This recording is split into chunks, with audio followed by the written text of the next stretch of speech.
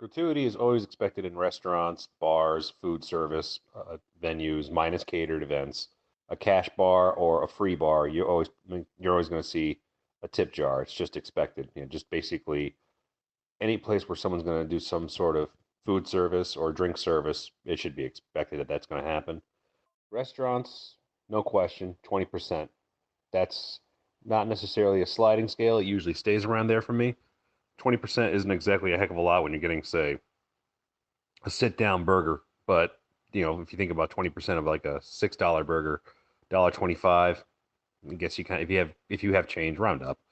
Um, but 20% is my rule. My wife and I both worked in food service for too long, and because in America, food service employees, it's getting different now than it was, but the wages were very, very low, and in some cases still are very, very low because, yeah, under $3 an hour for some states, most states, because of the fact that their intention was to run on tips, assuming that they're going to make more money in tips than they would in wages. We have had moments where in our youths, when we worked in restaurants and service jobs, we were making sometimes between $75 for a 4 hour shift. So you divide that, that turns out to be better in tips than it would be in wages.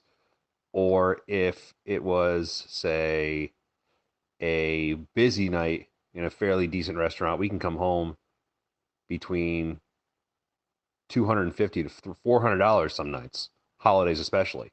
So you have to, I guess you have to really throw some elbow grease on your charm there, but that's usually how it worked for us.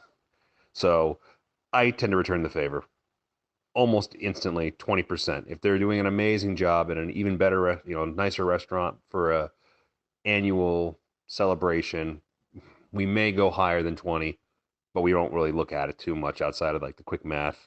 But yeah, always 20. And the reason we do that is not only is it a little bit better than the standard minimum of 15% of the check, we also do it because I'm not calculating 15 in my head. 15% is what, 0.15 of a check, and that's just math I don't want to do after a couple of drinks. It's just too much. But, you know, you multiply that by zero point 0.2, so much easier. Honestly, you just divide the cost in half, and then you just remove the decimal over by 2 units, and that's it. You've figured it out. By myself, and my wife concurs. If you're not tipping, she said it best. She said, if you don't tip, you're a douche. So yeah, and I think when people don't tip for food service, I think they're already looking just to basically say that they could do a better job, but just feel like they don't want to. We have friends like that here in Raleigh. They immediately say that his hello wasn't, what's the word I'm looking for? Wasn't sincere enough, or they had to wait a few more minutes when they have like 12 tables, but they weren't picked on first. So that's a bit sad in my mind. That gets a bit excessive because yeah, it's a busy job. You're dealing with the public. So immediately there, as you were saying, as soon as you're working with the public, the guy gets extra money from me because in the United States, the public's full of assholes. And that's part of the reason also when people get cheap like that because they want all these expectations met for no price. I don't know where it comes from. I mean, if you're going to a place where service is good and you're instantly going to say they did something wrong just so you can hold a couple extra dollars in your pocket, you don't deserve to eat out. That's just my thought. You don't deserve to be like that because all you're saying is, I don't believe that you deserve to have this.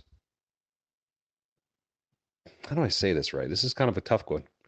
You don't deserve to have this privilege to, work for me.